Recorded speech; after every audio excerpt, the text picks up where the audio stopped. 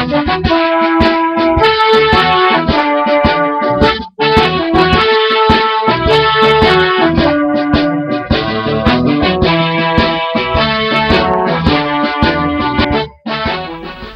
طيبة مشاهدينا الكرام، أسعد الله أوقاتكم أينما كنتم. نشرة الأخبار تأتيكم من تلفزيون جمهورية سوماليلاند وأبرز ما فيها. رئيس جمهورية سوماليلاند فخامة أحمد محمد محمود آدم وبرقية تعزية ومواساة. وزير الإعلام والتوعية والتراث بجمهورية سوماليلاند معالي عثمان عبد الله سحرديد عضاني ومؤتمر صحفي. وزير الداخلية معالي علي محمد ورن عضي ومشاركته في اجتماع موسع بدولة كينيا. مشاهدينا الكرام، كانت هذه أبرز العناوين وإليكم الآن نشرها بالتفصيل.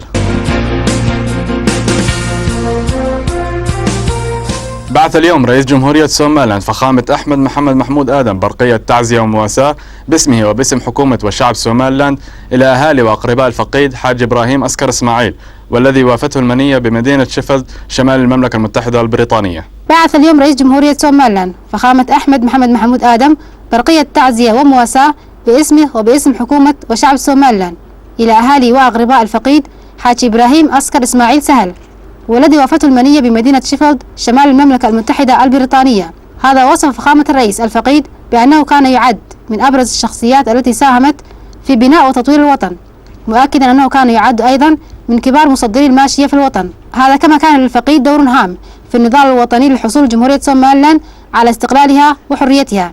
هذا ودعا رئيس الجمهورية من الله القدير أن يسكن الفقيد فسيح جناته ويلهم أهله وذويه وكافة الشعب السوماليلاند الصبر والسلوان.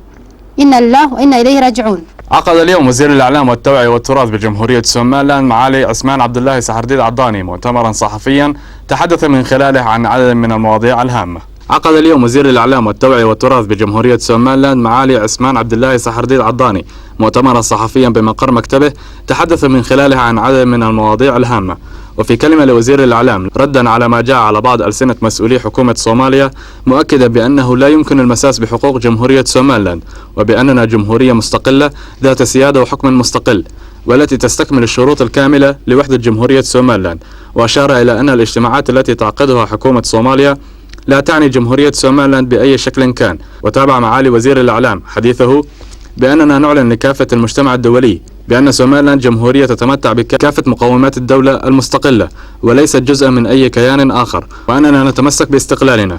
كما أشار إلى أن صوماليا قامت بنقض الاتفاق الخاص بالتفاوض حول مستقبل العلاقات بين الدولتين أمام المجتمع الدولي، ولا يمكن لأي شخص أو جهة أخرى تمثيل جمهورية سوماليلاند في الاجتماعات التي يتم عقدها في صوماليا، وأن الجهة الوحيدة التي يمكن أن تمثل جمهورية سوماليلاند أو المتحدث باسمها هي حكومة جمهورية سوماليلاند التي تم انتخابها من قبل مواطني سوماليلاند برئاسة أحمد محمد محمود آدم رئيس الجمهورية ومجلسي الشيوخ والنواب.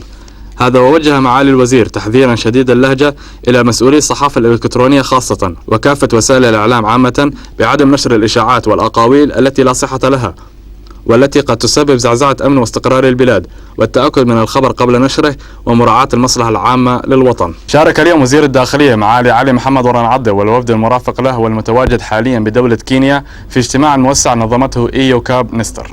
شارك اليوم وزير الشؤون الداخلية بجمهورية سوماليلاند معالي علي محمد ورن عضي والوفد المرافق له والمتواجد حاليا بدولة كينيا في اجتماع موسع نظمته هيئة إيوكاب نستر مقرها بمدينة نيروبي. شارك في هذا الاجتماع عدد من مسؤولي هيئات الاتحاد الأوروبي والأمم المتحدة، ويهدف هذا اللقاء إلى مناقشة كيفية تطوير قوات خفر السواحل وقوات الشرطة بجمهورية سوماليلاند. هذا ويضم الوفد المرافق لوزير الداخلية كل من مستشار قوات خفر السواحل ومسؤولين آخرين من وزارة الشؤون الداخلية. هذا ويعد هذا الاجتماع هاما جدا لجمهورية سوماليلاند ولأمن منطقة القرن الأفريقي بشكل عام.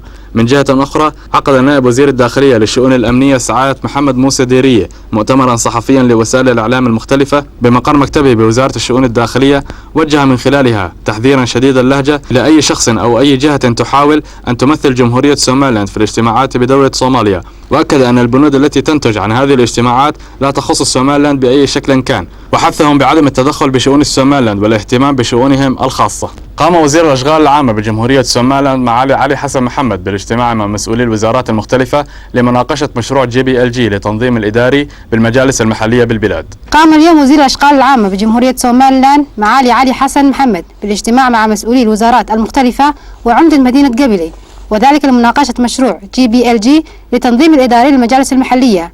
وتم خلال هذا الاجتماع عرض كتاب مكون من 6 فصول برعاية الأمم المتحدة والخاصة بدعم وتطوير التنظيم الإداري للمجالس المحلية.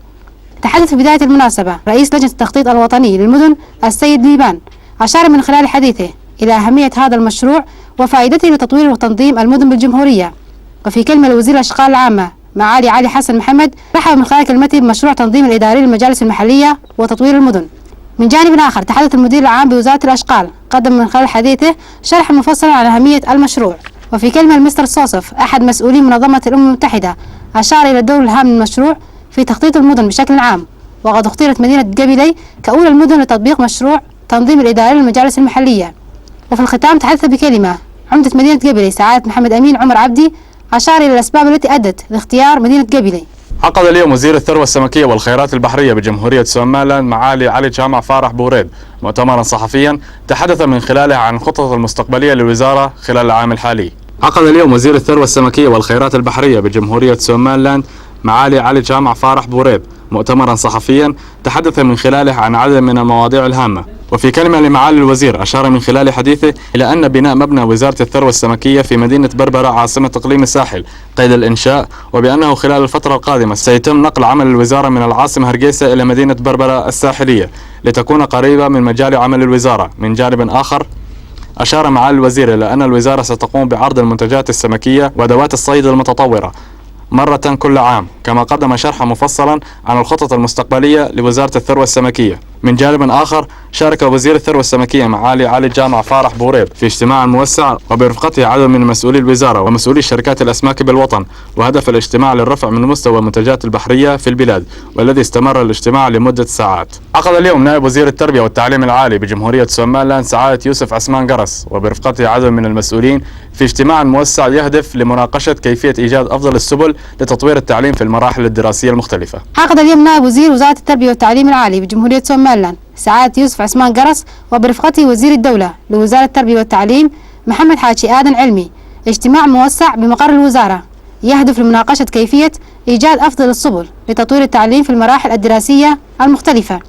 شارك في هذا الاجتماع مدراء الأقسام المختلفة بوزارة التربية، من ضمنهم مدير قسم التربية السيد حبيب أحمد علي، مدير قسم التعليم الخاص، مدير قسم التعليم العالي يوسف أحمد علي، ومسؤولين كبار من منظمة رعاية حقوق الطفل العالمية. تم خلال الاجتماع التباحث حول كيفية الرفع من مستوى الخدمات التعليمية التي تقدمها المدارس للطلاب خاصة المرحلة الابتدائية والإعدادية.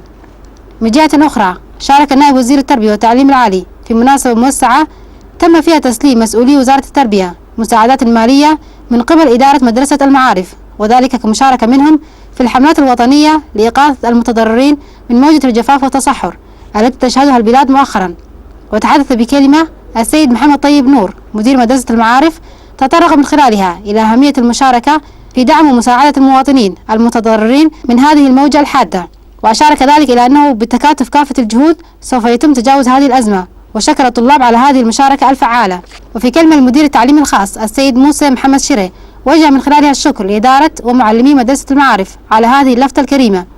وفي ختام المناسبة تحدث بكلمة نائب وزير التربية والتعليم العالي سعادة يوسف عثمان قرص، أشار من خلالها إلى أهمية التعاون بين فئات المجتمع والمشاركة في تقديم الدعم والمساعدات للمواطنين القاطنين في الأقاليم التي تواجه هذه الموجة من الجفاف والتصحر.